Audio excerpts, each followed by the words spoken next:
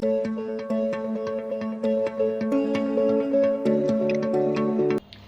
আলাইকুম, আমি ডাক্তার আব্দুল মোতালেব মতিন। আজকে আমি অ্যাংজাইটি ও ডিপ্রেশন থেকে বাঁচার গোপন তথ্য এই বিষয়ে কথা বলবো। আমাদের শরীরের স্নায়ুতন্ত্রের বিরাট অংশ ব্রেনের বাইরে গার্ড তথা অন্ত্রে অবস্থিত।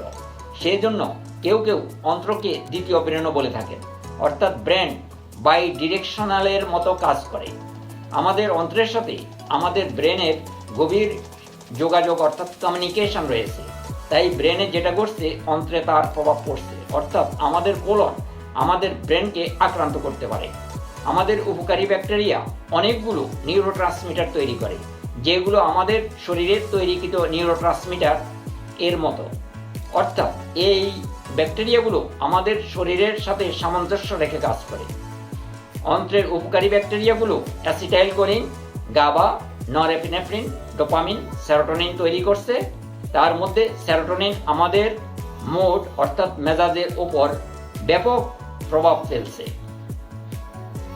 এবং আমাদের স্ট্রেস ফ্রি ও সুখী রাখতে সাহায্য করে। কাজেই যদি আমাদের এই উপকারী মাইক্রোবসগুলোতে কোনো সমস্যা তৈরি হয়, সেটা আমাদের ব্রেনে চলে যায় এবং সিম্প্যাথেটিক নার্ভাস সিস্টেম ও প্যারাসিম্প্যাথেটিক নার্ভাস সিস্টেমের উপর প্রভাব ফেলে। এখানে আমি কেন এই সিম্প্যাথেটিক ও প্যারাসিম্প্যাথেটিক নার্ভাস সিস্টেমের সাথে ব্যাকটেরিয়ার বিষয় নিয়ে আসলাম। আমাদের যদি এই সম্পর্কে ভালো ধারণা না থাকে, তাহলে আমরা শুধু ওষুধের উপর নির্ভর করব এবং আমাদের অন্ত্রের দিকে মনোযোগ অর্থাৎ ফোকাস দিব না।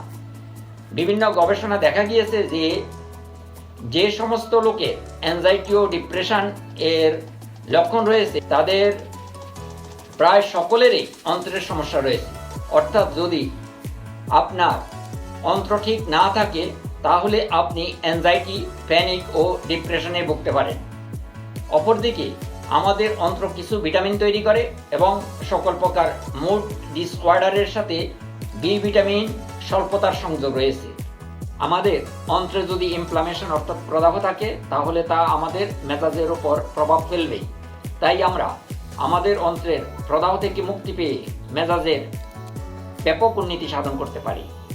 এখানে আমি আরেকটি বিষয় জোর দিচ্ছি, তা হলো আমাদের পরিচিত অ্যান্টিডিপ্রেসেন্ট ওষুধগুলো আমাদের অন্ত্রের উপকারী ব্যাকটেরিয়াগুলোর উপর ব্যাপক প্রভাব ফেলে এবং এই ওষুধগুলো উপকারী ব্যাকটেরিয়াগুলোর বৃদ্ধিকে বাধাগ্রস্ত করে। আমাদের উপকারী ব্যাকটেরিয়া কমে যাওয়ার কারণে আমরা সার্বক্ষণিক ডিপ্রেস থাকব এবং দুর্বলতা অনুভব করব। আমাদের অন্ত্রে প্রদাহ হলে উপকারী ব্যাকটেরিয়ার পরিবর্তে অপকারী ব্যাকটেরিয়াগুলো ক্ষুদ্রান্ত্রে ঢুকে স্মল ইন্টেস্টিনাল ব্যাকটেরিয়ার ওভারগ্রোথ সিবো করে, ফলে পুষ্টিজনিত সমস্যা তৈরি হয় এবং স্ট্রেস আরো বাড়িয়ে দেয়। আমাদের সেরোটোনিন এর প্রায় 90% তৈরি হয় অন্ত্রে।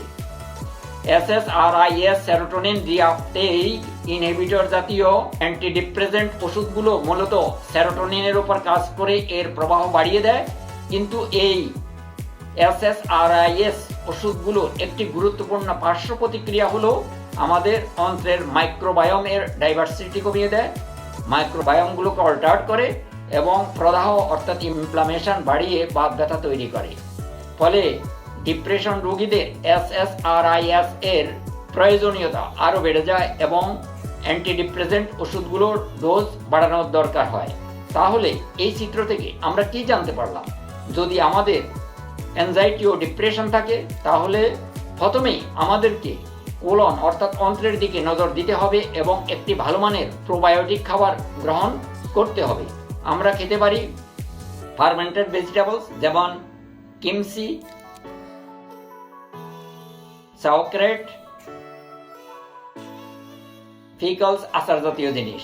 এছাড়া আমরা ফার্মেন্টেড ডেইরি যেমন ক্যাফির, ইয়োগার্ট, টক দই জাতীয় খাবার এবং ইন্টারমিটেন্ট ফাস্টিং অর্থাৎ উপোস এর মাধ্যমে আমাদের মেজাজের উল্লেখযোগ্য উন্নতি সাধন করতে পারি।